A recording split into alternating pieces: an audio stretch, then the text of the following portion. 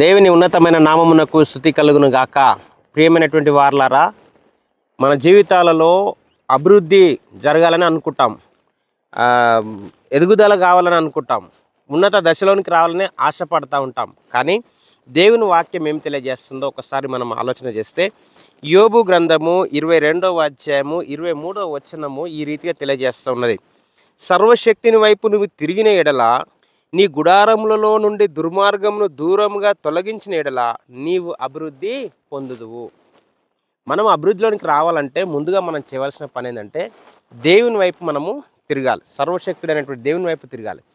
దేవుని వైపు తిరగడం ఒకటే కాకుండా మనం చేయవలసిన పని ఏంటంటే మనలో ఉన్నటువంటి ఆయనకు అయిష్టమైనటువంటి వాటిని మనము విడిచి పెట్టాలి. అప్పుడు నువ్వు అభివృద్ధిలోనికి వస్తావని దేవుని వాక్యం తెలియజేస్తుంది. ఇది ఈ మాటలు వింటున్నటువంటి నా ప్రియ సహోదరుడా, ప్రియ సహోదరి, దేవుడు నన్ను ఆశీర్వదిస్తలేడు, దేవుడు నన్ను అభివృద్ధిలోకి తీసుకొస్తలేడు నువ్వు అనుకుంటున్నావేమో.